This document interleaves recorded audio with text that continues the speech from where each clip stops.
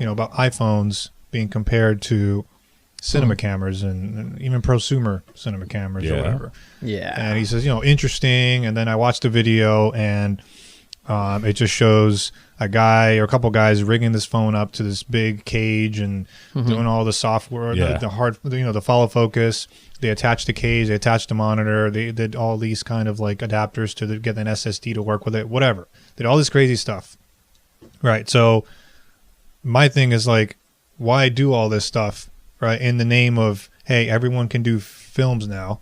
Everyone can shoot something with an iPhone, right? But essentially, what is the end result? Because it really is the same thing. Like, you're still rigging it. You're still getting all these things to make it work. And in fact, has nothing to do with affordability, because how much are we talking here? A couple $100 cheaper than a Blackmagic, for example, right? No, you're not talking about a couple of $100, man. You're talking about a whole lot of savings, man. Because if you focus on an iPhone and just lenses and a rig, you're saving a whole lot of money. Well, I mean, how much are you really saving? I think a part of it's missing the point that what are you trying to accomplish, right? Because when we think about cinema, all right, and you might not, if you're not as attuned to what's being used, everything is a specialty, right? Everything is very, very specific to a mood or emotion or whatever. Like, half of the movies you're watching right now are not shot on a lens that was made this century.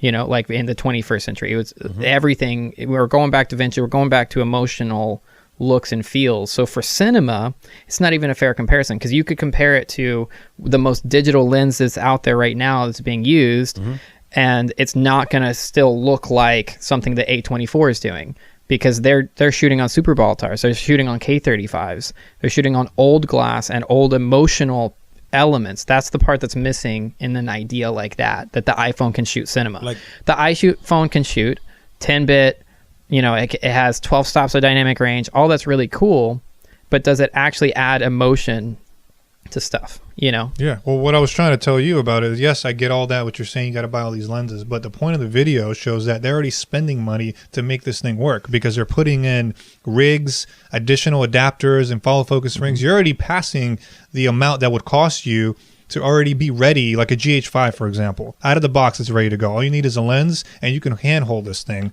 right? But for example, an iPhone to work on set, right, you still need those rigs, the matte box, everything that they put. I mean, did you watch the videos I sent you? I watched some of the videos, but I'm a true believer that the story, it's what it is what you're filming. Like, one of my favorite movies of all times is Once Upon a Time in America. And I mean, look at it. Right, it's story. Forget about what we got now. Let me give you that same gear that they were using back then. Yeah, and then give me the same result. You get what I'm saying here? 100% agree with the story part. Let's go to Scarface. Well, Scarface, one of the greatest movies of all time. But it wasn't shot simply. Well, I know it wasn't shot simply, but they didn't have the same technology back then. Well, let's talk something that's a good story, but it's modern. Okay, let's go. Let's go. Good story, modern, but not shot well. Like, Karina was telling me about this movie. It's an indie film. You're just gonna call him out like that? You're gonna be like, "Hey, you were shot like crap." No, no, it's not. It's not saying it's crap. But like to industry standards, I'm okay with it. Right? Yeah. Like, I tell people, watch this movie. It's called Coherence. It's a really good film, and it just looks like somebody was using a handheld camera. Lighting is just like room lighting. There's no bare bones, and it's incredible. It's this parallel universe kind of thing where I think you can always find things that justify the rules, right? And say that there is, you shoot a film and it's really cool and the lighting is great and the hair light and everything, but then performance was bad or the editing was bad or the composition didn't match. You can always find a way to ruin that project. But if you do, I mean, it's true that we need to focus on the talent and the story first. But the job of the cinematographer is to complement that, right? And what I think we're missing is that with an iPhone, you're basically deciding not to lose what you're shooting, right? I don't think you're complementing. I don't think you're adding to the storytelling drive. I think you're just keeping it flat. I think it's just shock value. I just think they're like, okay, let's just show you what this phone that's in your hand can do compared to these cinema cameras, and we're gonna, put you all down.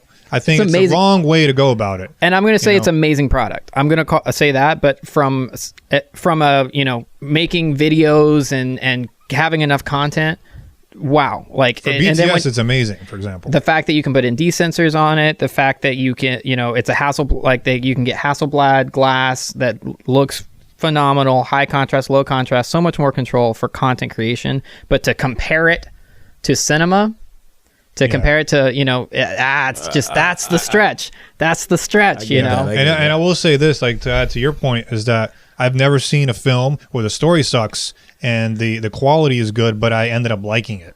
I normally wouldn't like it if the story wasn't good, even if the quality is good. But you can't say the same for the other way around. Yeah. If the quality is bad and it's not shot well, but that story is good, you're still watching it. You're still going to And the truth is, you're going to ruin, and this is the unpopular but popular, you ruin the story more with bad audio than you do with bad video. Yeah. Absolutely. You can get away with bad video if it's consistent to a look.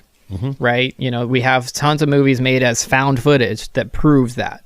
But if the sound were crappy, you're done. You're out. So that's the real focus for some of that. If you're shooting on an iPhone, great, fine. Just know that like there's a detachment from, what we do and what that is. Gotcha.